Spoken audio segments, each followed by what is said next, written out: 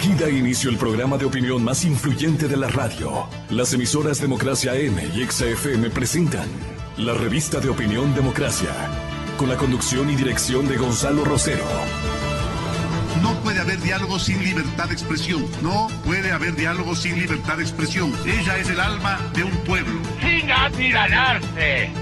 Sin amilanarse. Este Ecuador amazónico, desde siempre y hasta siempre. ¡Viva la patria! Combatiremos la corrupción. La de ahora y la de ayer. Y la que podría venir.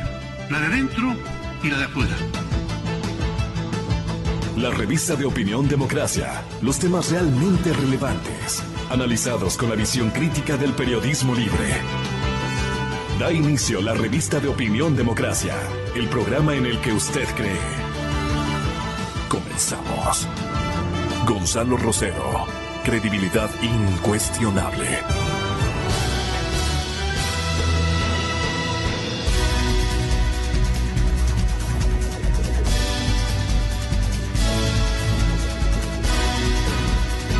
Una mañana tormentosa, realmente un escenario donde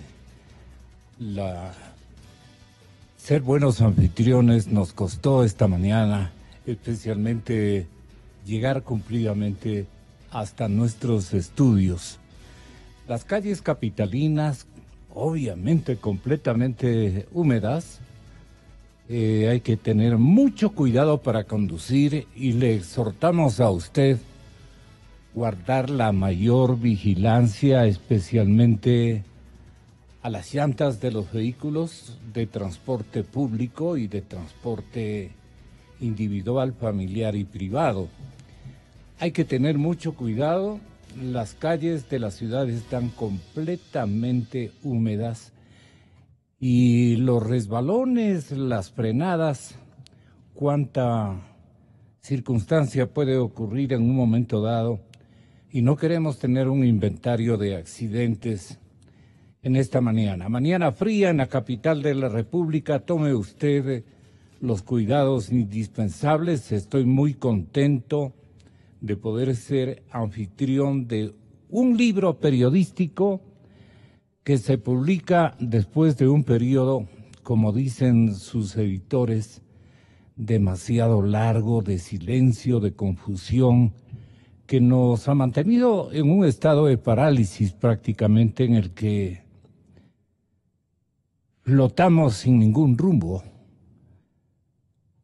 estáticos, paradójicamente errantes a la vez, sin visos de que esta situación llegue a un final, a un desenlace. Ya sin el estorbo de las treguas, de los cálculos políticos a los que nos abocaron este cambio de gobierno, este cambio de estilo de autoconsultarnos. La consulta popular nos hace detenernos a pensar, ahora sí, a pensar. Y ahora sí le decimos al señor presidente, bueno, presidente, ha llegado la hora, el turno es suyo, tiene que poner los rumbos indispensables, por dónde queremos ir como país, cómo podemos cumplir con este propósito. Y qué buena cosa para este informativo y para la cadena Democracia, contar incluso con la comparecencia, digo un incluso grande, importante, significativo, de un académico internacional como es el doctor Roberto Izurieta. El doctor Roberto Izurieta está con nosotros, nos van a acompañar también Carlos Rojas, periodista importantísimo de la cadena Ecuavisa, y el señor economista don Fernando Acosta, de buena formación en su tarea. Ahora sí, señor presidente, le toca a usted, le dice el libro Gravedad Cero, reflexiones de una posconsulta o reflexiones de posconsulta. ¿Cuántas caben? ¿Cuántas son importantes? Entiendo que todas. Aunque nos parecemos que grupalmente estamos aislados, estamos pensando distinto. Yo veo por todo lo que ha producido la mente reflexiva de los periodistas, de los comunicadores, de los pensadores ecuatorianos, especialmente los más jóvenes, los más preparados, como es el caso de Izurieta. Esa sillita, por favor, venga, tenga la bondad. La sillita está sonando horrible. Bienvenido al periodista Carlos Rojas, mi felicitación. Lo del domingo fue estupendo. Gracias, Gonzalito. Lo del domingo fue estupendo. Bernardo Acosta, que nos acompaña, y usted, señor doctor Izurieta, desde la Universidad Washington, en la capital norteamericana, que tenga la bondad también de otorgarnos el privilegio de su compañía, nos alienta. Bueno, el caudillo derrotado está armando otra ficción. Usted sabe a quién nos vamos a referir, pero dejemos al caudillo. Él es la parte más divertida. Si usted quiere hablar de él, qué mejor. Ya lo voy a poner en el primer escenario de este intento de confluir con algunas iniciativas, con algunas reflexiones, pensamientos frescos, sanos. Ni tan frescos, me dirán mucha gente. Frescos porque todo salió como pensábamos los ecuatorianos de buena fe. Y creo que ahora estamos dependiendo de las iniciativas y de los gestos pragmáticos del señor presidente de la República. ¿Qué le corresponde a él este instante, Roberto? Muchas gracias por este nuevo privilegio. Ahí están las cosas, hechas, dichas, la decisión social importantísima. ¿Y ahora qué hacer? Este es el reto. ¿Qué escenario nos ubica, nos encuentra, nos reencuentra para un pensamiento más agigantado en lo que tenemos que hacer, en las obligaciones que tenemos que autoimponernos? Ya nos explicará los autores don Roberto Aguilar, el respetable también académico Augusto de la Torre, Bernardo Acosta, Carlos Rojas, Vilma Vargas, Estefan Kupner, María Barrera, Leonardo Valencia y Luján. Gravedad cero.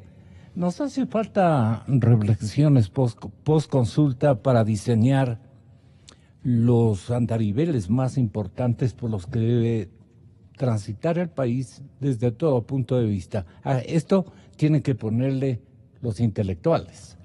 Muchas gracias, Gonzalo, por esta invitación. Muchas gracias a tu ilustre panel. Muchas gracias a Bernardo. Muchas gracias a Carlos. Muchas gracias por este libro que lo veo esta mañana sobre reflexiones postconsulta. Una ventaja de vivir afuera, una ventaja de acercarse, de analizar, una ventaja de poder ver los países a cierta distancia, es bueno y es malo. No tengo el nivel de conocimiento como para poder escribir este libro, que lo voy a leer con detenimiento, pero sí tiene lo bueno de poder dar una reflexión un poco más fresca, porque ustedes vienen de una intensidad muy grande. Entonces, la primera reflexión que yo quiero hacer, y sobre todo cuando veía los programas de televisión en la noche de las elecciones, yo decía y sentía lo siguiente, quiero ser muy sincero: por amor de Dios, hay que ser apropiados y hay que dar apropiada sepultura. El Ecuador acaba de cerrar un capítulo fundamental en su historia. De los grandes capítulos de la historia del país se cerraron el día domingo, y al difunto hay que darle propia sepultura. Dichos en otras palabras, y también quiero decirlo desde otra perspectiva.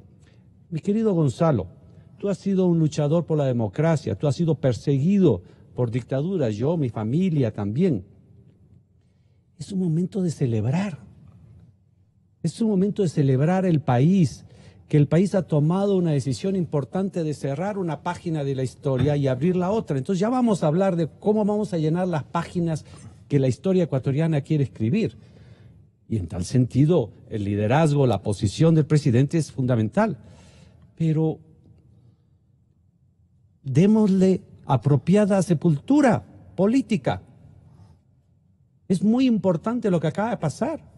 Fue un triunfo de 2-1. Y claro, es un triunfo de 2-1. Después vienen y te dicen de nuevo cuando sobreanalizamos las cosas. Sí, pero mira, en Guayaquil estuvo muy cercana y mira lo que pasó en Manaví. Te lo regalo. Lo de fondo es que 2-1 el país dijo no a la dictadura, porque aparte es otra de las confusiones de esta dictadura. La gente votó no, votando que sí. Yo le molestaba y les confundía por mensaje de texto a todos mis amigos, los tenía en pánico porque a todos les decía, ganó el no, entre paréntesis, que en el Ecuador es sí. Y por abrumadora mayoría se cierra un capítulo de la historia y es una muestra para América Latina, es un ejemplo y es envidia. ¿Cuántos nos envidian ahora a los venezolanos? Y después también hay otra cosa que también nos envidian, y ahí vemos de las oportunidades. Los problemas de México son complicadísimos y sobrepasan la capacidad del presidente de la República. Los problemas de Colombia, los problemas de Brasil, los problemas del Ecuador los puede resolver el liderazgo del país. Los problemas, los retos que tiene el Ecuador son de un tamañito del 5% comparado a los grandes problemas que tiene que resolver el próximo presidente. ¿Quién viene a ser el líder del funeral? Yo creo que por supuesto hay que dar méritos a muchas personas, claro, pero yo creo que ha sido una fiesta popular, de esas donde no está claro dónde está el padrino de la fiesta. Enterramos el correísmo, lo hizo el pueblo ecuatoriano. La dictadura, enterramos el abuso, el despropósito, enterramos a la corrupción con banda de música, como decían. Correcto. Los Hay antiguos, personas que ¿no? tienen, sin lugar a dudas, Jaime Durán, Santiago Nieto, el presidente de la República, Gustavo Larrea y muchísimos otros, yo no conozco. Ahora, la intelectualidad ecuatoriana, Carlos Rojas, bienvenido. Bernardo, muchísimas gracias por la concurrencia. A ustedes, autores de esta gravedad cero, o de este escenario gravedad cero, nos explicará Bernardo por qué escogieron ese nombre. Pero Carlitos, como suelo tratarlo, con todo afecto, con todo cariño, reiterándole mi felicitación por lo ejercitado el pasado domingo, al igual que el resto de compañeros, estábamos todos muy motivados para describir lo que era el desenlace de una voluntad popular al 100%, voluntad popular democrática, pero también rebelde, caracterizada, fortísima en todas sus expresiones. Nos salió perfecto todo, inclusive la transmisión de las transmisiones que realizaron los medios audiovisuales, sensacionales, porque había un entorno de gente que quería contribuir a esa despedida, ¿no? A ese funeral prácticamente en el que hemos coincidido todos. Pero lo importante es, ¿qué reflexiones son coincidentes este instante? Y le pregunto a Carlos Rojas. Gonzalo, muy buenos días y un saludo también a Roberto y a Bernardo. Es un privilegio estar con Por supuesto. Roberto, ¿no? Hace un año hablábamos con Roberto en la segunda vuelta electoral y había otras perspectivas Él está que muy no se... contento, Carlos. Él está muy contento. Yo no sé si debe estar o no contento, pero no sé si eso me corresponda a mí como periodista. Sí. Pero yo lo que puedo, yo tengo un par de reflexiones. Creo que tiene mucha razón Roberto cuando dice que somos un país privilegiado, somos una democracia que en medio de todo camina, juega todavía con sus instrumentos legítimos, como es una consulta popular, y que nos permite quizás sacar la cabeza de muchos problemas, un privilegio que no lo tiene Venezuela, y que con otro tipo de realidades tampoco lo tiene México. En eso yo creo que él tiene muchísima razón y creo que deberíamos reflexionar también sobre eso y rescatar ese espíritu que no es solo de las instituciones, sino viene de ese espíritu rebelde, ese espíritu fuerte que tiene el ecuatoriano como sociedad, ¿no? Yo creo que ese es un punto que yo le doy la razón a Roberto. No estoy muy seguro que podamos cantar victoria y decir que... O sea, más que cantar victoria, no creo que se pueda sepultar a Rafael Correa de una buena vez, porque creo que hay un montón de factores que podrían abonar a una reinvención de él. Y me parece que más que hablar de correísmo y anticorreísmo, porque me parece que esa es la tara o la limitación intelectual, periodística, política, ideológica, como queramos llamar, es lo que tenemos que superar. Pero para superar eso no es que hay que dejar de hablar de Correa, sino que los sectores de oposición tienen que empezar a construir sus propios liderazgos y sus propios programas para que la gente tenga hacia dónde escoger y no tener que vernos abocados en esa dicotomía. Porque solo le interrumpo una cosa. Claro. En el momento, Gonzalito, en que al gobierno de Moreno le vaya mal o le vaya bien, eso puede marcar mucho el renacimiento de Correa si es que no existen otras alternativas que permitan mantener viva ese 2-1 que hablaba Roberto hace un rato. Entonces, mientras no tengamos claro cómo se configura ese panorama político a partir de este 5 de febrero en adelante, tendríamos que ser todavía muy cautos en ver cómo ese correísmo, que a pesar de que es 2-1, es muy fuerte, porque el sí tiene muchos dueños, y hemos visto a Nebot, hemos visto a Lazo, hemos visto a los grupos sociales, al mismo Moreno celebrarlos, pero el no sé si es que inflado un poco o genuino, es el voto de una sola fuerza que podría reanimarse en algún momento determinado. Hemos visto la historia de nuestros caudillos a lo largo de la historia, Gonzalo, y podríamos ver que esto puede ser un ciclo nada más. Resucitan aquellos pseudolíderes que han intercambiado papeles gravitantes en la historia del Ecuador, ¿no? ¿Para qué nombrar a mucha gente que ha revivido? Yo estaba pensando, apenas conocimos los resultados del 2-1, estaba pensando que con ese 35, le hagamos el número que ellos quieren hacer, la cifra que ellos te están publicitando. Un poquito menos.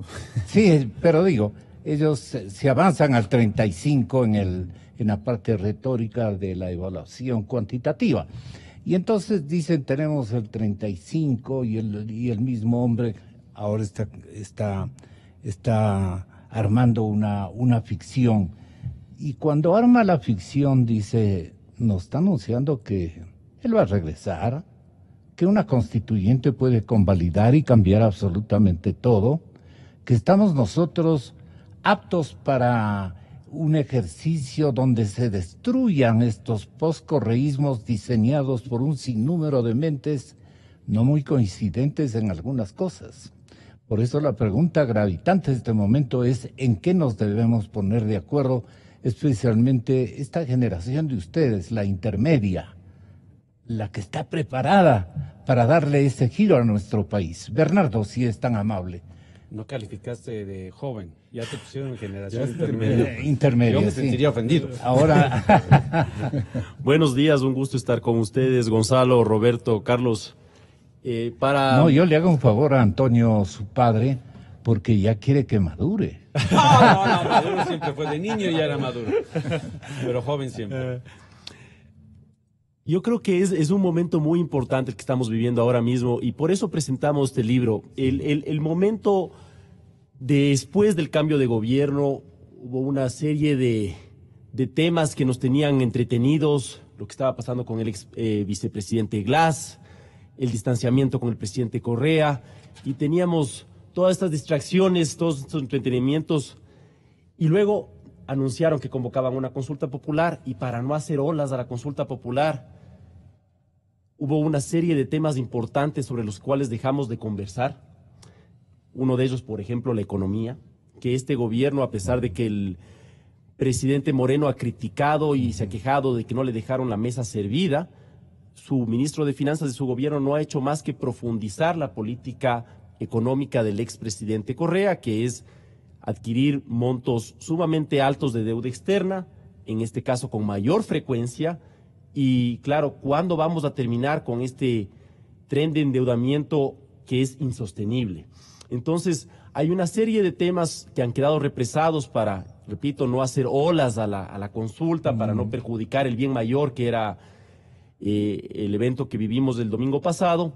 Y por lo tanto, yo creo que ahora sí es momento de ponernos a pensar en cuáles son las páginas de esa historia que mencionaba Roberto que queremos escribir, cuáles son las propuestas que vamos a tener, cuál va a ser el norte que vamos a seguir.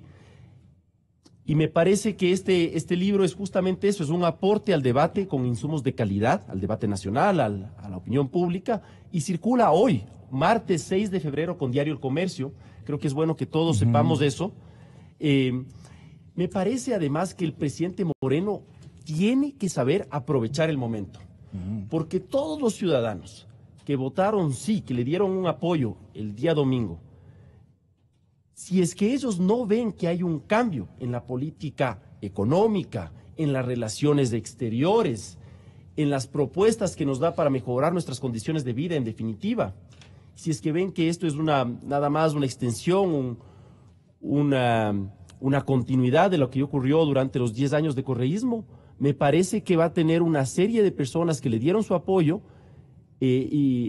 hace pocas semanas o pocos días, y que le van a salir a reclamar y decir: señor presidente, le dimos su apoyo, pero a cambio de que usted tome decisiones complejas que empiecen a reencauzar el rumbo de este país, de esta economía, y generar mejores condiciones de vida. Así que me parece que el presidente Moreno tiene que saber aprovechar el momento, no es que tenga un tiempo ilimitado, y es un momento crítico que creo que merece un proceso de reflexión, de aportes de cada uno de nosotros. Roberto, si asume el señor presidente de la República, me refiero a Lenín Moreno, como que le han entregado, como que le hemos entregado todos los ecuatorianos con nuestra coparticipación del domingo, en la misma línea, en el mismo sentido, 75%, 80%, perdón, 65%, 70% de la población, un cheque en blanco estaría totalmente errado. Claro. ¿Y cuál es la significación del cheque en blanco si es que así lo asume Moreno? Ten la bondad. Creo que la reflexión de Bernardo es muy importante, en el sentido que aquí hay una enorme oportunidad y tiene que responder a la decisión popular, que es de un cambio. Teniendo en cuenta una cosa, la gente que vota por el cambio, cada uno vota por el cambio a su manera, y muchos no tienen claro qué es el cambio, pero quieren el cambio. Entonces ahí es cuando el liderazgo se ejerce, es decir, es el presidente de la República que dice: esta es la visión que yo tengo del país, este es el cambio y por allá vamos. De lo cual, de ese 70% de la gente, un porcentaje dirá: no es el cambio que yo quería para la derecha, yo quería para la izquierda. No importa, pero el presidente tiene que decir: por acá vamos. Y en un momento que tiene este mandato del pueblo, aún la gente que va para el lado distinto al que yo pensaba, dice: ok, le respeto. ¿Cómo fue mi situación? Y bien dijo Carlos, yo apoyé a Guillermo Lasso en la campaña. Y para mí... Yo no dije eso. No, aparte, no tengo ningún... Hablábamos en otras circunstancias. Fue mi error. Tranquilo, te estoy vacilando nada más. Quiero explicar. Sí. Y después, cuando se estaban dando estos cambios con Lenin, ¿qué es lo que yo decía? No es el cambio que yo quería que Guillermo Lasso sea presidente, pero oye, qué interesante, y tiene mi respaldo en tomar estas decisiones. Y aquí vimos en televisión un poco ahí, entonces Guillermo Lasso, no sé lo que habrá dicho, pero y durante la campaña que dijo, y la consulta que dijo: sí, yo estoy con la propuesta del sí, con muchos más. Lo que quiero decir es... Fue menos traumático esta transición que la que pudo haber liderado Guillermo Lasso, porque se hubiera unido a la Alianza País. Pero volvamos al punto del liderazgo. Sí. El presidente, en la posición en la que está, presidencia de la República, tiene que ejercer el liderazgo y decir, como está en esa visibilidad, decir: por aquí vamos. Y va a haber gente que dice: no, pero no si vamos a ir por el otro lado, vamos por el otro. Que lo haga, es el momento de hacerlo. Yo coincido con las reflexiones que el grupo de ustedes de economistas que hicieron una propuesta hace unos meses de en qué debe consistir el cambio en términos económicos. Porque el cambio, en mi opinión, son tres, digamos. a nivel económico, a nivel político, que tiene que hacer la economía viable, y en este caso lo político es esencial, y después todo lo demás es gestión. ¿Qué vamos a hacer en salud? Pues una mejor gestión. Sí. ¿Qué vamos a hacer en educación? Pues más o menos lo mismo, pero mejor con hecho. Un guión ideológico que el presidente gestión. No lo tiene. Correcto, pero gestión, todo eso no es lo gestionar. Tiene. Está deambulando en varias aristas que le presentan gente como el que está en este momento. Yo lo que me pregunto, correcto. Él tiene digamos, tiene un formato ideológico. Puede ser el conveniente, no puede ser, eso ya queda a voluntad de la gente. Un buen gobierno tiene esas dos patas, la económica, la política, la gestión. Y hay que preguntarse, ¿el presidente tiene esas características? ¿Con qué rumbo? Exacto, ¿con qué acento? En los tres, pues lo veremos. ¿Con qué acento ideológico? Lo veremos, pero yo sí quisiera retomar lo último del principio. Para mí, Rafael Correa está políticamente muerto porque el pueblo tomó una decisión y fue una decisión muy clara. Ahora, él tiene que responder a la justicia todas las cosas que hemos venido escuchando y viendo, y a la justicia, ya no nosotros, el juicio del pueblo ya lo hizo. Dijo culpable, seamos claros, es culpable, pero el juicio del pueblo es un juicio político.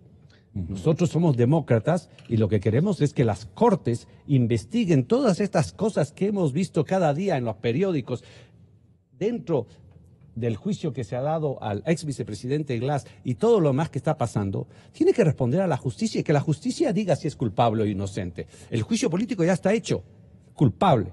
Lo que los ciudadanos demandan en este momento es que se haga el juicio en las cortes, que él se defienda. Pero veamos la fotografía del expresidente Rafael Correa. O sea, él habría deseado que la fotografía de la consulta sea él, un discurso en una tarima aclamado por su gente, me explico, diciendo yo, ¿cuál es la fotografía? Que va a la fiscalía al día siguiente a defenderse de uno de los contratos más cuestionados. Si tú eres candidato, tú eres político, y esa es la foto después de una consulta, tú dices, aquí pasó algo, pues. Entonces yo coincido contigo.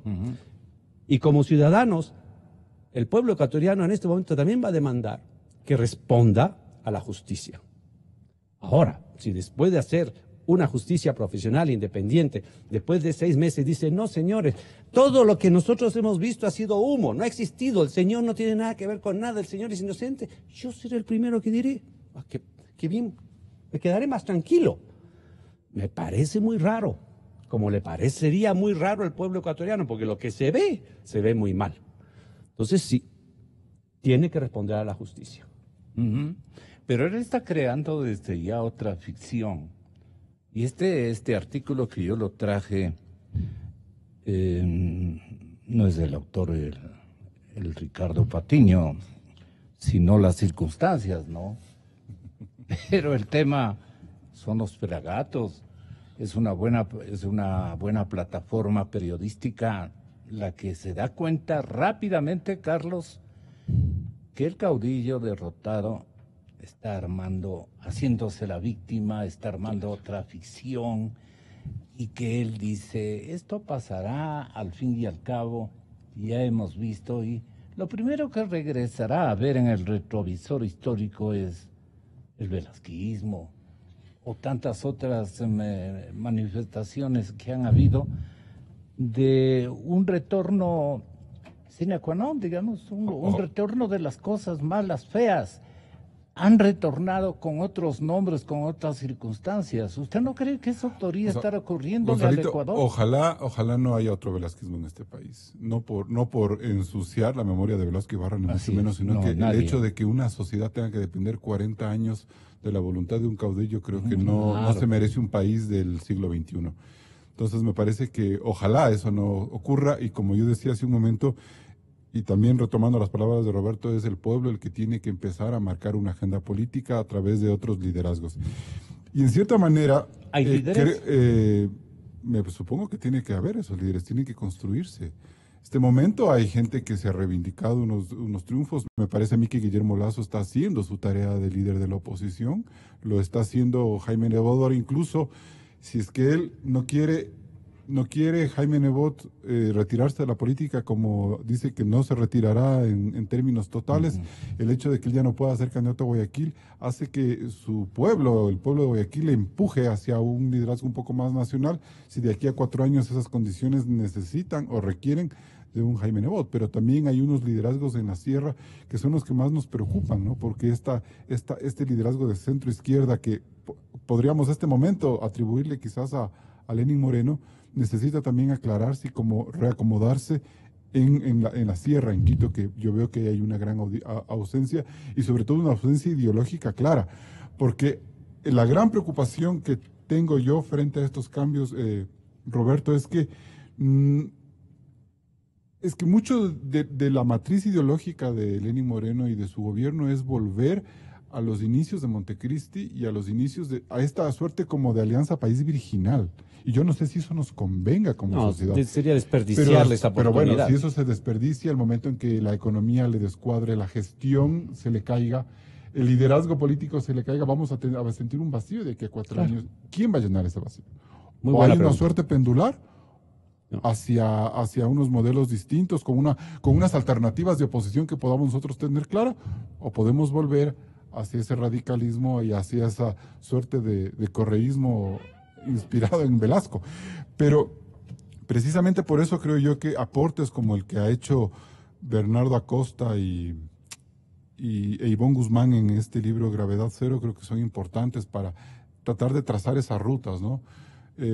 A mí me invitaron muy cordialmente a que colaborara en este libro que ha sido urgente, que ha sido apropiado, y yo creo que hay unas agendas, hay unas cosas por hacer. En mi caso yo identifico ¿Una algunas. agenda política la suya? Una agenda política, sí. En mi caso yo veo algunas cosas, ¿no? Yo siento que este país necesita fortalecer el trabajo anticorrupción y fortalecer la independencia de la justicia. Es algo que se tiene que trabajar urgente, porque caso contrario vamos a tener una justicia secuestrada por el grupo de poder de turno. Me parece a mí que el trabajo sobre eliminar esta ley de comunicación y crear otra por mandato constitucional lamentablemente es urgente, si no, no se va a poder seguir investigando, no se va a poder trabajar con libertad, porque en algún momento este gobierno va a empezar a tener un desgaste, y cuando hay desgaste a los gobiernos no les gusta que les critiquen, entonces hay las herramientas que están ahí listitas para que nosotros podamos ser atrapados por eso. Y adicionalmente yo creo que hay que trabajar, para terminar, Gonzalito, en una agenda electoral de reformas electorales que permitan que no le pase al próximo candidato presidencial lo que le pasó a Guillermo Lasso en abril del 2002, que su virtual derrota no estuvo del todo clara. Entonces hubo una serie de nubes de fraude, de amarres en el Consejo Nacional Electoral, que todo eso nos llenó de muchas dudas y preocupaciones. Entonces, si todos estos temas no se aclaran, difícilmente vamos a poder tener una democracia más sólida. Si me permites, Gonzalo, y sobre todo, mi querido amigo, aquí, solamente un comentario muy chico, te robo la palabra, Bernardo, muy corto. Yo trabajo en campañas electorales ya 35 años. Yo entiendo la preocupación que tú tienes y es muy válida. Si es que de aquí esto no toma esa oportunidad, ¿cuáles son los liderazgos que van a asumir? ¿Va a ser un péndulo o no? Esto es lo que en mi experiencia pasa. Hemos vivido 10 años de una, en realidad, dictadura. Siempre, en todos los países que pasa eso, no sabemos cuáles son los líderes. ¿Por qué? Porque no han tenido la oportunidad. Lo que sí te puedo garantizar, y trabajo en una universidad que se dedica a las campañas electorales, a la comunicación, los líderes están ahí. Lo que pasa es ¿Hay que líderes? siempre los hay. Ya. Siempre. Yo en mi escuela te puedo decir, Es una buena noticia. ella, van a ser líderes, van a llegar a ser gobernadores del Estado de México. Me explico, tú los ves que tienen esa madera. Lo que pasa es que no han tenido la oportunidad. Entonces no te preocupes tanto por eso. Es cierto, no lo sabemos ahora, como tampoco los Estados Unidos supo quién era Barack Obama 2 años antes. Cuando hay la oportunidad, y veamos Venezuela ahora que tuvieron la única elección, la que tuvieron, que ganaron la asamblea, tú veías de repente unos jóvenes, unas mujeres, que nunca les habíamos las caras, dando unos discursos en la asamblea que tú decías, wow, ¿y dónde estaba esta persona antes? Pues estaba en su casa porque no tenía oportunidades. El Ecuador tiene líderes. Ustedes son los líderes del futuro. Nosotros estamos, me explico, analizando, pero sí hay los líderes en el Ecuador. No sabemos los nombres y no creo que vamos a ir al péndulo. Van a aparecer, sea que el gobierno de Lenin tomó esta oportunidad o no. primero van a aparecer 40, y cuando la democracia sea con una ley electoral sana, pues que compitan los 40, y después de 2 meses ya no vamos a tener 40 nombres en nuestras cabezas, sino solamente 6, 5, y de repente vamos a tener 2 y el pueblo va a escoger 1. Eso es lo bello de la democracia. Ok. Perdón, te saqué la palabra.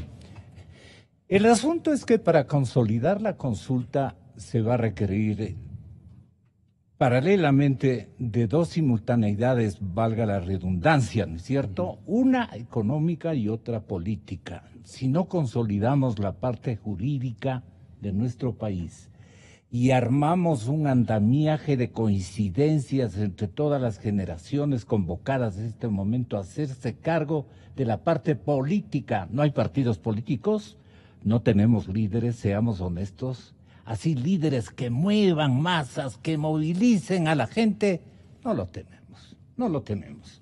Lo tenemos líderes de conveniencia coyunturales y pare de contar. Lamentablemente es mi reflexión después de lo que estoy viendo.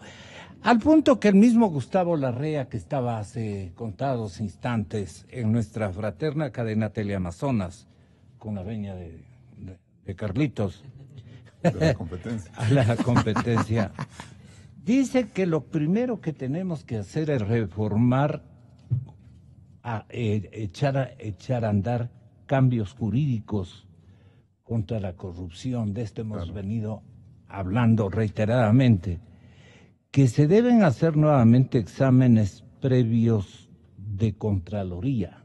Pero estos son entretenimientos, episodios entretenidos, innecesarios.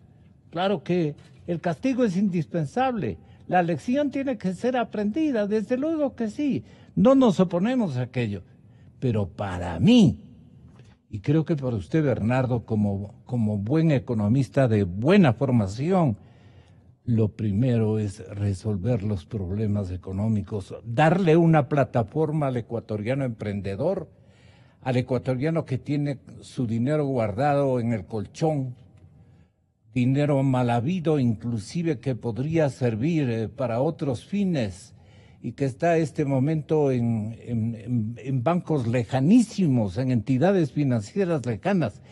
El ataque a la corrupción tiene que sobrevivir, mantenerse y hacer que esos dineros vuelvan a poder de la caja fiscal, o sea, a la pertenencia de su dueño, el pueblo ecuatoriano. ¿Cómo lo vamos a hacer?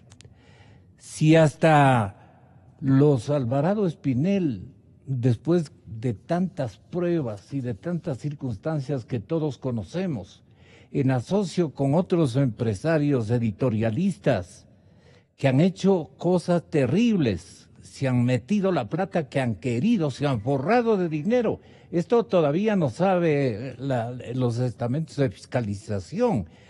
Hay grupos editorialistas que se han beneficiado de lo que hicieron con decisiones de carácter político los Alvarado. Y esto tiene que fiscalizarse adecuadamente, a fondo, a profundidad. Bueno, lo económico, Bernardo. ¿Qué quieren los inversionistas, la gente que tiene dinero? ¿Qué buscan los inversionistas, incluso los mismísimos inversionistas venezolanos que quieren venir, así sea partiendo de micronegocios, de emprendimientos pequeños, medianos o grandes? Quieren traer sus dineros que los tenían en Miami, en Panamá y en otros, el momento que se dieron cuenta y alcanzaron a salvar capitales importantísimos. ¿Qué quieren y hacia dónde pueden apuntar, digamos, dineros que sirvan para una reactivación económica y que nos pueda constituir en epicentro de agilidad financiera, de creatividad de dinero, de creatividad de empresas? Eso es lo que a mí más me preocupa, porque con ese asidero las cosas políticas y el ataque a la corrupción y los nuevos modales de los ecuatorianos políticos puede refrendarse. Pero lo primero, ¿qué proponen ustedes en las reflexiones de este libro en materia económica? Primero quisiera avisarle, Gonzalo, que tenemos 4 temas que analizamos en el libro que, repito, circula hoy con Diario El Comercio y que lo vamos a estar analizando esta semana en mediato.com.es. Carlos hace un análisis del tema institucional, ya ha mencionado estas reformas a la ley electoral y una serie de temas que debemos considerar como la independencia de la justicia. Hay un análisis muy interesante de la política exterior. Este país, siendo un país pequeño, tiene que saber integrarse adecuadamente al mundo y la verdad es que hemos cometido como país muchos errores que se siguen cometiendo durante este gobierno. Un apoyo incomprensible a Venezuela, un rollo jurídico con el señor Assange, a pesar de que el presidente de la República dice que es una piedra en el zapato, le otorgan la ciudadanía y demás. El otro tema es un análisis de la sociedad. Nosotros los ecuatorianos ocasionalmente tenemos esta mala costumbre de cruzarnos de brazos y pedir, hablando en quiteño, que nos den haciendo las cosas. Usted deme resolviendo mis problemas y nosotros nos desentendemos, entregamos un cheque en blanco y allá que nos den haciendo.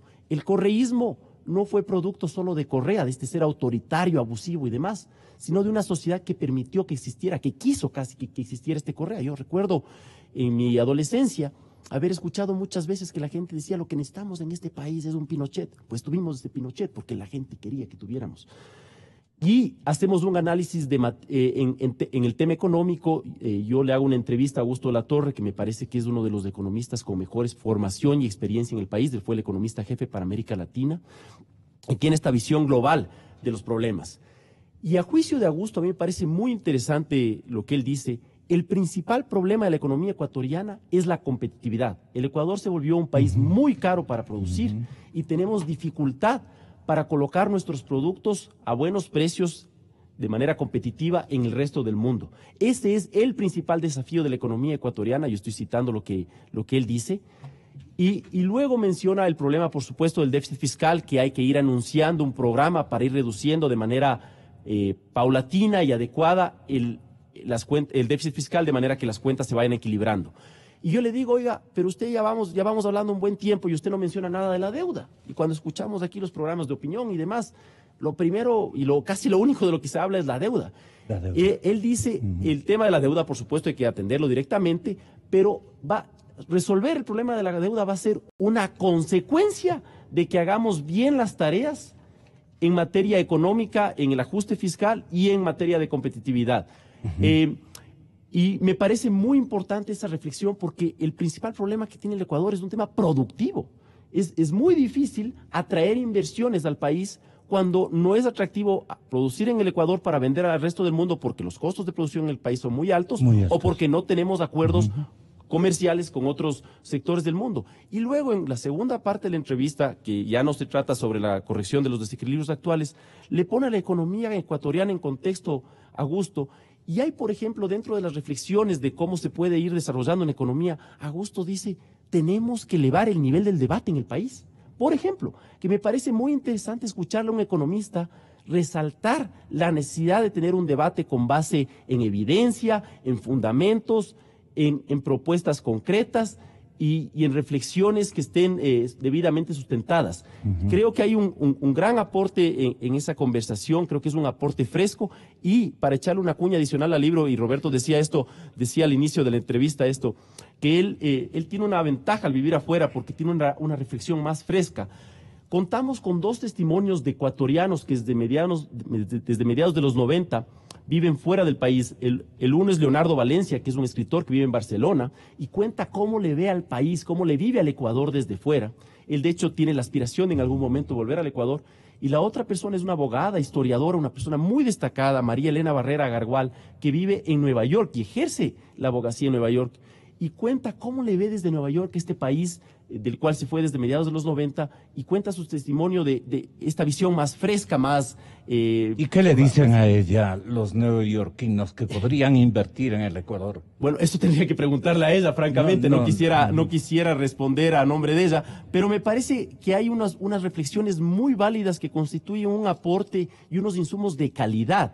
Por ejemplo, la reflexión que hace Roberto Aguilar con esa pluma exquisita que tiene sobre el rol de la sociedad, me parece que merece un análisis y una revisión. Y una porque atención. lo que quiero decir con esto es que no solo debemos enfocarnos, que sí debemos, en el tema económico. Está el tema institucional, está el tema de la política exterior, está el tema de las relaciones. Todo en simultáneo es prioritario. Sin duda, sin duda. Y hay que darle el peso a cada una de esas variables que permiten que vivamos de manera mejor y que vayamos corrigiendo todos estos excesos que se cometieron durante los años del correísmo. El tachón al impuesto de la plusvalía no nos va a salvar. Seguramente va a aflojar, digamos, un poquito las arcas de los constructores, van a reiniciar las obras que dejaron inconclusas, que son edificios, fundamentalmente edificios destinados, muchos dicen incluso a lavado, ¿no? A lavado. Es un ejercicio no muy macroproductivo, digamos, es otra cosa. Pero se necesita a los constructores porque ellos son los que ofrecen campos de mano de obra importantísimos y grandes, gigantes. ¿Y los otros emprendimientos en dónde quedan? ¿Cuál es el nivel de confiabilidad que podríamos nosotros sembrar para que esto se active? De nuevo, comparemos. Por una cosa que me parece importante que le digamos y que lo dicen ustedes en el libro. Carlitos, con cariño le trato al señor ministro de Economía y Finanzas. Carlitos y su combo, compañeros de aula, todo el curso ha ido a hacerse cargo del ámbito económico en el periodo del presidente Lenin, desde antes con el presidente Correa. Este curso, a la cabeza, naturalmente, los que estuvieron en el Banco Central, que eran dos jóvenes, ahora están con jefe de rango, Carlos, ¿no? Carlos, el ministro de Economía, el ministro de Finanzas, que él sigue endeudando. El mérito de él es seguir endeudándose. Se endeuda, pero ustedes dicen en el libro, se endeudan para corregir. Perdón, se endeudan para posponer las cosas, no para corregir las cosas. Es a la inversa. Ese es un defecto terrible, esa es una orfandad de liderazgo económico en el diseño gigantesca. Entonces necesita el presidente Lenin un frente económico distinto, con una concepción más pragmática, más multiplicadora de efectos, que le dé al dueño del capital las seguridades. Carlos Rojas, ahora sí, y le trato de vos. Carlos Rojas, tenga la bondad de referirse a este tema. Pero yo creo, o sea, es bien complicado tratar de exigirle a Moreno un cambio, o sea, un cambio que ese cambio que estamos esperando sea un cambio ideológico como tal. Ese es el gran desafío, porque claro, la economía tiene que estar ligada a la señal ideológica. Yo creo que en medio de todo sí debes tener unos lineamientos ideológicos o teóricos sobre los cuales tú miras cómo debe ser ese cambio económico o ese devenir económico. Entonces, el problema es que no tenemos claro realmente cuál es ese país económico que Moreno tiene en mente. A mí lo que me preocupa mucho es que este modelo ya se extinguió. Este modelo no sirve. Sí, Gonzalito, pero él señala que, o sea, él es una persona que insiste en el tema tributario impositivo.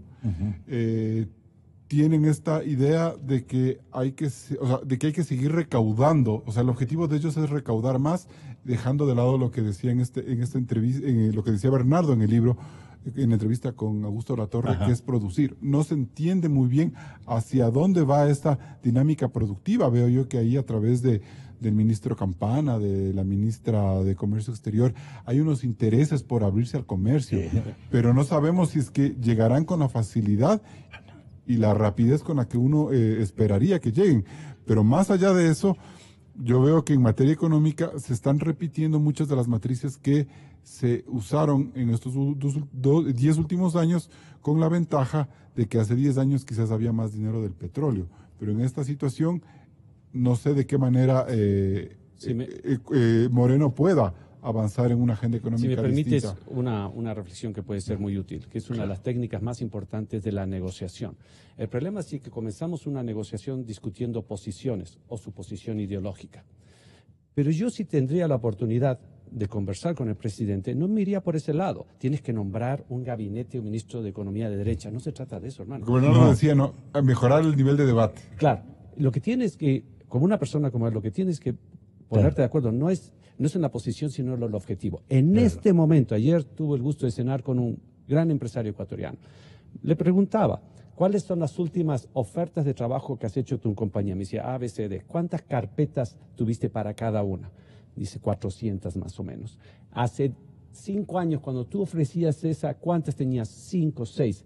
Ese es el problema. Y estoy seguro que alguien de derecha, de izquierda, y la persona con la que yo hablaba era un gran empresario, todos tenemos esa preocupación. Y lo más grave, y no nos olvidemos, y de eso en última instancia se debe tratar la consulta, los jóvenes que están buscando empleo ya 6 meses, 1 año, si no lo encuentran en 1 año, la posibilidad de ese joven de conseguir empleo después de 1 año es muy difícil. Y estamos arruinando la vida de esas personas. Ahí hay que conversar con el presidente, decirle, veamos cómo resolvemos este problema. Hay 2, generalmente, ideas. Hagamos un estado más grande donde les ofrezcamos un trabajo que en realidad no hay trabajo porque ponemos un escritorio y le damos un sueldo. Bueno, si es lo único que hay, dame eso. La gente está desesperada. O un país con el nivel, lo que tú decías, Gonzalo, con el nivel de oportunidades que tiene esto. Yo nací en Uruguay. Es un país plano. Ni siquiera la tierra es buena, tiene buenas playas, pero el verano son 2 meses. Y el agua fría. México, la mitad del territorio ya es desierto y la otra está en conflicto. Sí. Perú. El pobre terreno, el pequeño terreno que tenían en el norte ahora es lo más productivo que existe, en gran parte gracias que en el Ecuador no se podía. Me explico. Y que en el Ecuador los inversionistas que hizo canales de riego en todos los desiertos del norte. Tú caminas por el Ecuador, tú vas a cualquier lado del Ecuador y tienes riqueza, tienes tierra, la población está por todo lado, no está concentrado en un tugurio, está por todo lado. Puedes cultivar, tienes oro, tienes plata, tienes petróleo, tienes camarones, tienes cacao, tienes banana.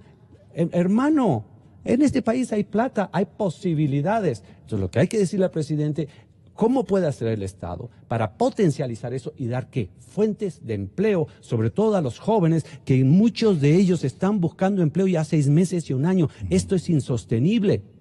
Y ahí el presidente va a decir, yo quiero ayudarles. Muy bien, conversemos cómo. Entonces ahí viene lo que yo decía, no discutamos posiciones, ideología de derecha, de izquierda, yo soy de derecha y el ministro tiene que ser de... No, tenemos que buscar un modelo económico, un ministro de finanzas que sea efectivo en la gestión y decir, vamos a dar ¿qué? Empleo a la gente y sobre todo a los jóvenes que están desesperados. El emprendimiento es la clave, un gerente es lo que requiere el Ecuador, un gerente es lo que requiere el Ecuador, un gerente que administre adecuadamente, digamos, los elementos productivos que están a nuestro alcance, los elementos, las materias primas, los insumos. Falta dinero, falta ideas, falta emprendimiento. Por ahí me parece que es el libro que está haciendo falta. Aquí hay un capítulo nomás, muy bien atinado. La entrevista igualmente a un visionario economista como es Augusto de la Torre, y usted que le inserta las preguntas más adecuadas. Por ejemplo, ¿qué nos resume Augusto de la Torre como señales de emprendimiento y de reactivación productiva? Gonzalo, a mí me parece, Roberto analizaba todas estas oportunidades o posibilidades que hay en este país. Y usted decía, ¿qué nos hace falta? ¿Qué nos hace falta? Yo le voy a decir, nos hace falta 2 cosas. Nos hacen falta seguridades, seguridad jurídica sobre todo, un ambiente adecuado para invertir. Aquí se cambian las reglas a cada rato, no hay certezas y demás. y necesitamos equilibrios. Yo no puedo creer, y no estoy fingiendo ni siendo irónico, yo no puedo entender por qué no es correcto desde un punto de vista ideológico de izquierda mantener unas cuentas fiscales equilibradas. Eso no es de izquierda o de derecha. Eso es simplemente un manejo adecuado de los recursos que uno tiene. Esto no responde a ideologías. Por los excesos que se cometieron, excesos brutales, fenomenales, durante el correísmo, en el que el gasto público, como sabemos, llegó a significar el 44% del PIB. Nos endeudábamos cuando el precio del petróleo estaba en los niveles más altos. O sea, es una cosa excesiva y realmente... De Ripley. Sí. Y aquí también la sociedad jugó su rol, al mantenerse una parte de la sociedad callada y contenta con ese derroche de recursos y no poniéndole freno al gobierno, ¿no? Pero bueno. Una burocracia contentísima. Usted me preguntaba, ¿qué falta aquí con todas estas posibilidades que tenemos? Y yo también soy optimista como Roberto. Yo sí creo que este país tiene muchísimas oportunidades. Tenemos muchísimas horas de luz al día, todo el año. Tenemos el punto más cercano al Asia del Pacífico, por ejemplo, del Pacífico americano, entiéndase, por supuesto.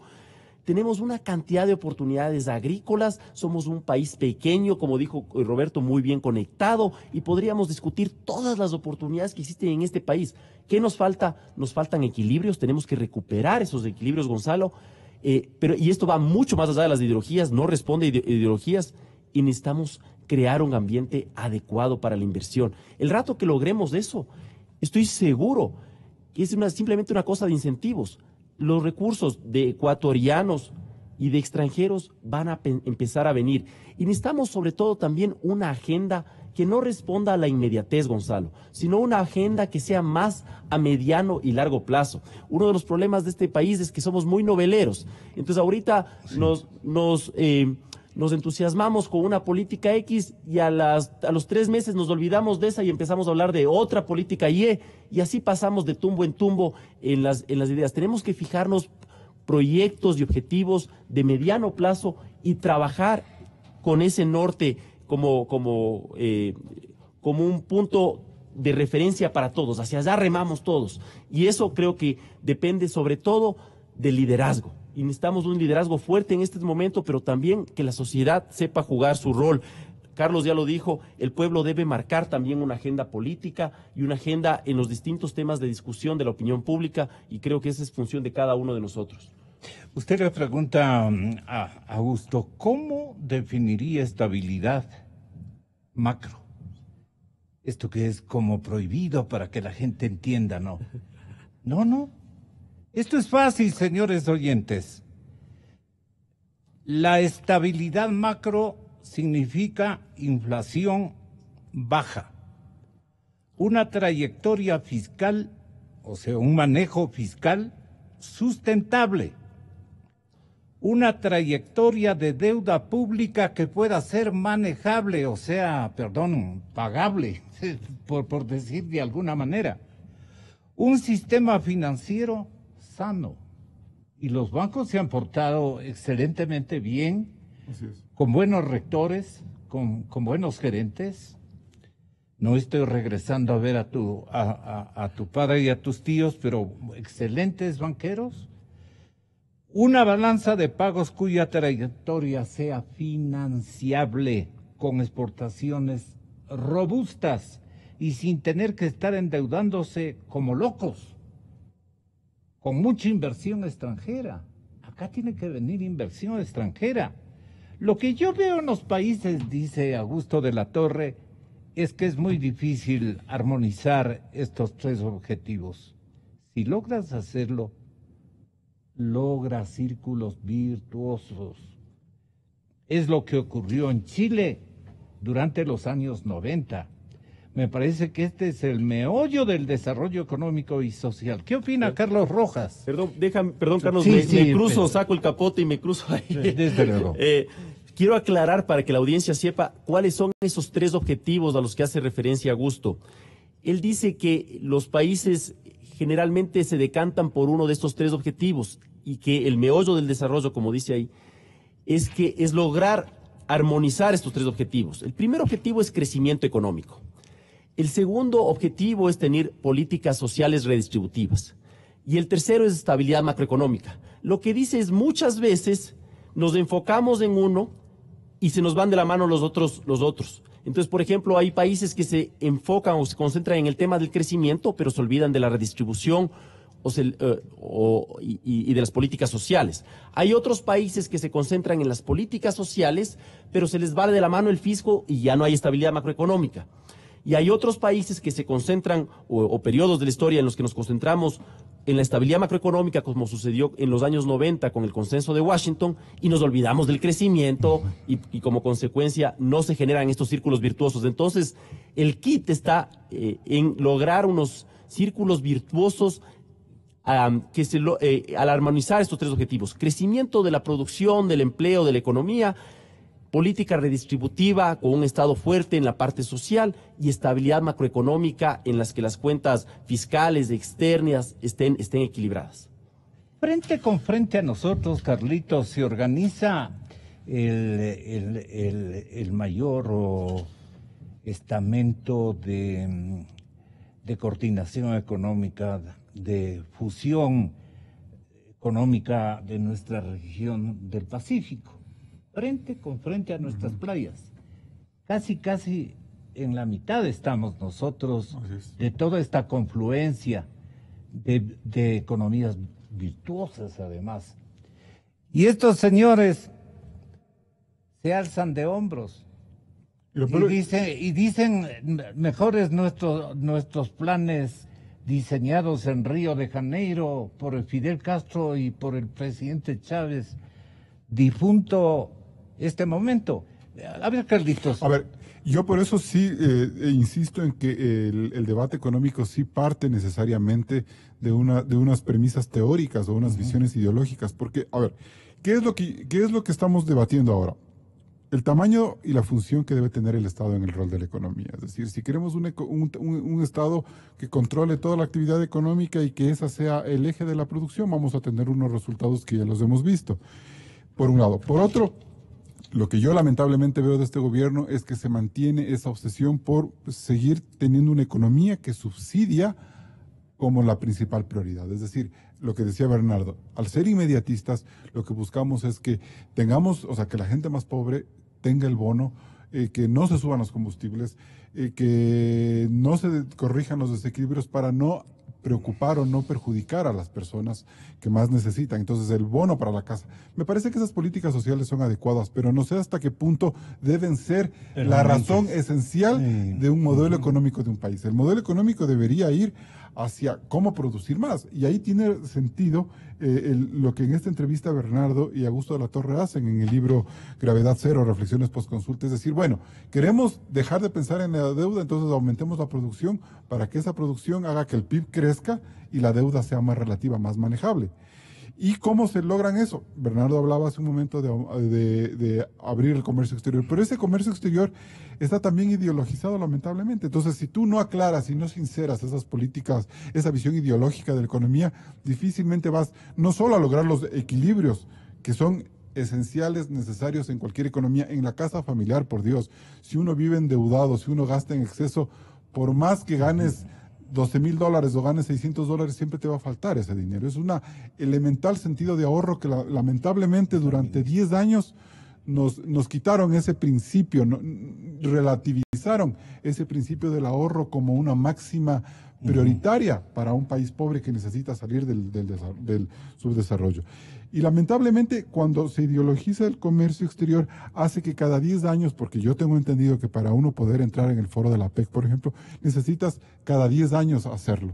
Entonces se perdió en esta década esta posibilidad y tenemos que volver a esperar para ver si algún rato nos animamos. Pero si la Cancillería y la diplomacia están pendientes de cuidarle las espaldas al problema en Venezuela, de ver cómo solucionamos el tema de Assange sin vulnerar sus comodidades en la embajada, difícilmente nos vamos a dedicar a estas cosas. Y ahí es el reto que tiene el nuevo gobierno, de administrar.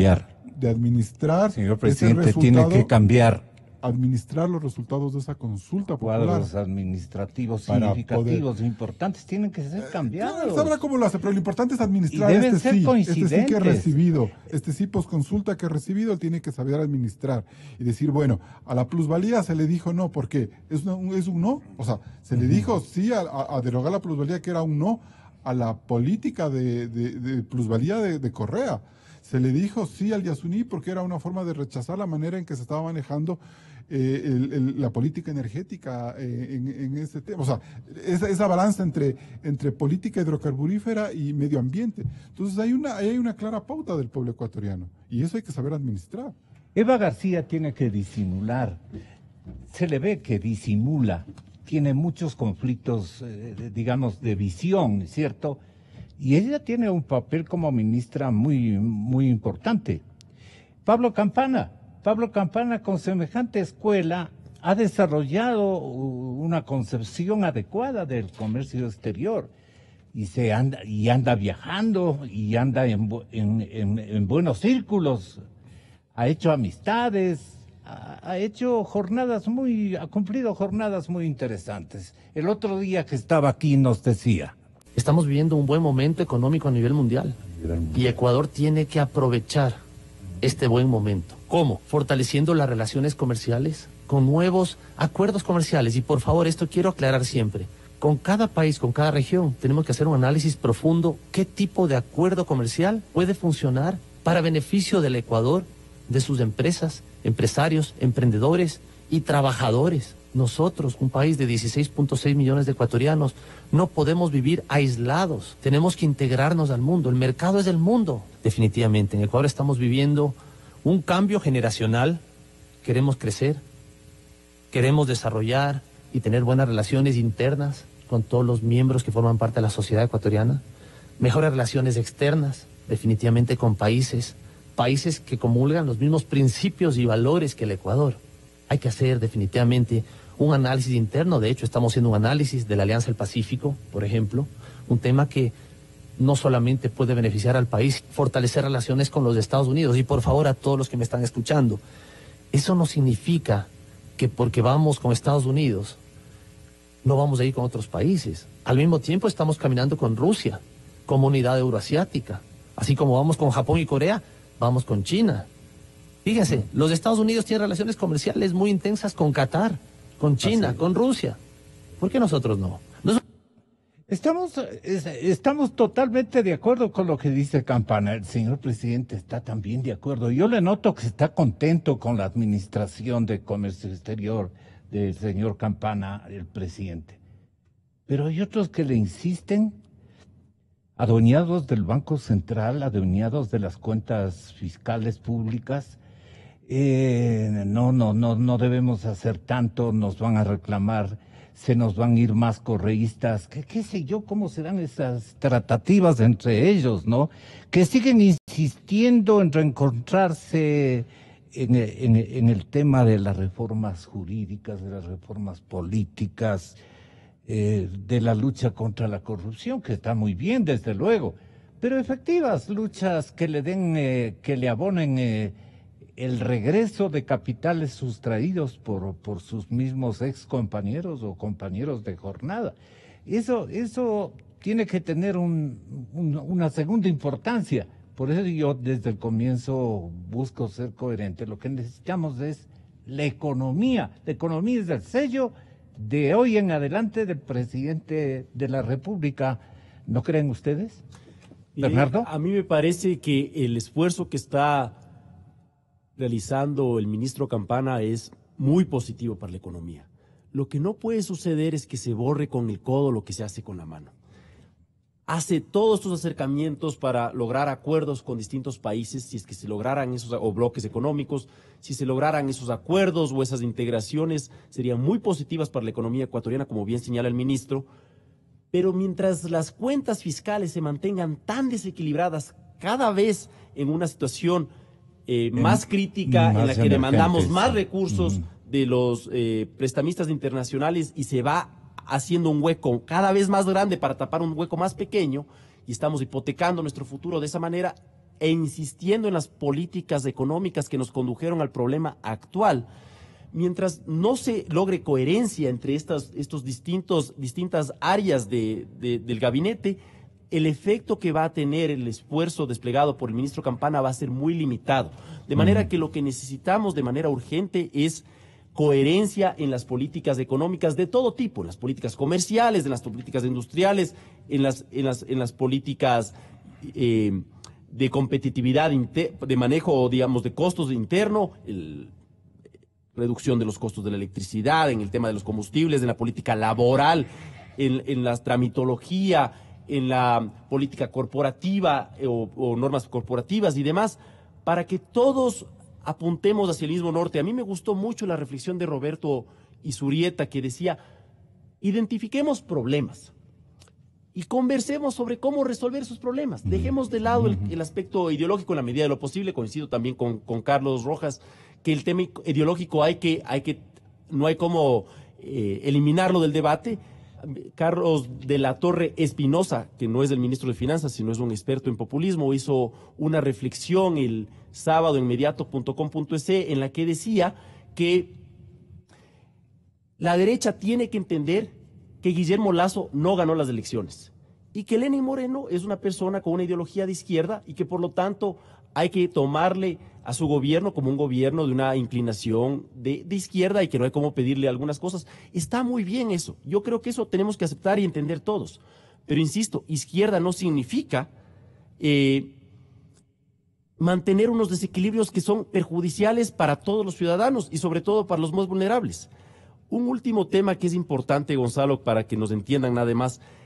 Usted me preguntaba hace un rato y yo no le respondí el nombre del libro, Gravedad Cero, ¿de dónde viene? Sí. Nosotros hemos planteado este nombre porque hemos sentido que después de la transición de gobierno y durante el periodo de consulta, hemos estado de cierta manera flotando en este espacio en el que no hay gravedad, sin rumbo. No nos vamos a ningún lado, estamos ahí flotando y no se discuten los temas de fondo para no hacerle olas a la elección o a la votación de la consulta. Entonces queremos salir de este estado de gravedad cero y queremos movernos en dirección en una dirección que sea beneficiosa para todos, en los que empecemos a gestionar y a resolver los problemas urgentes que hay en este país y que no son exclusivamente económicos, que por supuesto que lo son, sino que también son, como ya hemos mencionado, de política exterior. Explíquenos finalmente, claro. Perdone No, sí, Bernardo, okay. Carlitos, porque le veo que está de apuro. Usted dice, el cambio por el que se apostó es intermedio. Deja intacta la concepción del quinto poder, pero propone cambiar el Consejo de Participación Ciudadana en dos momentos. El nombramiento del Consejo Transitorio con 7 ternas que saldrán del despacho presidencial para que la Asamblea las analice y luego la integración de un Consejo definitivo vía voto popular en febrero del año 19, donde no participarán partidos ni movimientos políticos. Usted se ocupa de este tema con honda preocupación. ¿Este es un elemento fundamental o es simplemente un elaborado propagandístico, publicitario que hizo que justificó la presencia de la Revolución Ciudadana para que estén los ciudadanos manejando apostándole al país productivo, apostándole a toda la institucionalidad, pero con una férrea voluntad de cohesión, de unión ciudadana? Y eso no ha ocurrido, Carlos. No ocurrió porque me parece a mí que los diseños institucionales deben ser mucho más rígidos y más prácticos en la manera en la que se trata de organizar el poder. Cuando uno pretende, y quizás con muy buen espíritu, con muy buenas ganas de hacerlo, ciudadanizar la política sin ese gran intermediario que en mi modo de ver son los partidos políticos o los movimientos políticos, se pueden caer en los riesgos en los que se cayó el Consejo de Participación Ciudadana y que lastimosamente creo yo que se van a correr luego de que este consejo empieza a ser elegido a través del voto popular, porque yo no tengo muy claro de qué manera se van a filtrar los potenciales 16 millones de candidatos que puedan puedan candidatizarse. Entonces, ¿cómo filtras? ¿De qué manera si no tienes un partido político que sea el que medio te filtre, te promueve el liderazgo? Entonces, ahí me parece que va a ser un enredo y un desgaste institucional muy fuerte, porque no voy y a... además innecesario. Y además contra el tiempo. No es innecesario porque lastimosamente tenemos una constitución que te obliga a tener ese quinto poder. En el programa de Coavisa hablábamos de que era muy complicado emprender una reforma total al quinto poder, porque se necesitaban solo para la Constitución hacer más de 213 reformas a los artículos de la Constitución. Entonces eso obligaba a que prácticamente mejor nos vayamos por una reforma, por una asamblea constituyente, y no era este el momento de hacerlo. Entonces lo que tratan es de llegar hacia un punto intermedio, y que ahí sí tiene que tener la sociedad la capacidad de ver, ¿no? Ha habido instancias como esta Comisión Nacional de la Corrupción que podría como llevar cierta delantera, pero ahí sí se necesita la sabiduría de Moreno y de los asambleístas de las distintas bancadas, de darnos un consejo de transición decente. Oye, felicitaciones por el libro. Muchísimas gracias por el aporte. Bernardo, gracias, Bernardo. Gracias, Carlos. Muchísimas gracias también a Roberto Izurieta. Hasta una próxima oportunidad. Pero quedemos pensando en lo pragmático del discurso elaborado esta antevíspera, ¿no? Ayer por Jaime Carrera. Vayan escuchando esto mientras caminamos al otro tema, donde tendremos a los siguientes invitados. Tenga la bondad el doctor Ramiro Román, el doctor Milton Castillo, ¿quién más? Y la doctora Mariana Yepes. 3 juristas muy connotados, importantísimos en esta tertulia de este día. Señoras y señores, agradecemos a Carlitos. Muchas gracias, Bernardo, y gracias por este libro. Invitados a leer Gravedad Cero, Reflexiones post consulta. Hemos cumplido y ustedes han cumplido con el país. Muchísimas gracias. A ver, vamos con Jaime Carrera. Un gran pacto muy parecido al pacto de la Moncloa cuando se acabó la dictadura de Franco, o un pacto o una concertación muy parecida a la de Chile, que se olvidó para reconstruir el país de los paradigmas ideológicos. Moreno debe pensar en que necesitamos un gran acuerdo nacional, en donde prime el pragmatismo y el sentido de unidad de todos. No hay país en el mundo que haya progresado, Gonzalo, sin equilibrios económicos, sin equilibrios fiscales, sin aperturas a la inversión, sin aperturas al comercio. Hay las palabras de Mujica en Uruguay, que son palabras que se pueden repetir. No hay revolución posible sin acuerdo, sin equilibrios económicos y fiscales. En Chile, te pueden también repetir palabras de un exministro de Finanzas de Chile. El progreso de los pueblos está pavimentado de inversión. No hay manera de progresar sin equilibrios, sin inversión, sin comercio, sin acuerdos y sin ponerse a tono, Gonzalo, con la evolución económica de las sociedades. Si Moreno quiere pasar a la historia con la gran oportunidad que le brinda este rato la historia de reiniciar una nueva democracia en el país, con la reconstrucción de las instituciones, de la economía, tiene que dejar a un lado las ideologías. Si entre 2022 y 2028 el Ecuador tiene que pagar 13.250 millones de deuda, el país ya está condenado, porque para el 2022 y 2028 no va a poder ahorrar 13.250 millones de dólares para pagar. ¿Qué tiene que hacer? O no pagar, o pedirle o renovar esa deuda para otros 10 y 15 años. Después de otros 10 y 15 años, si no puede ahorrar, tendrá que otra vez pedir. Entonces, estamos endeudados para décadas. Gonzalo Rosero.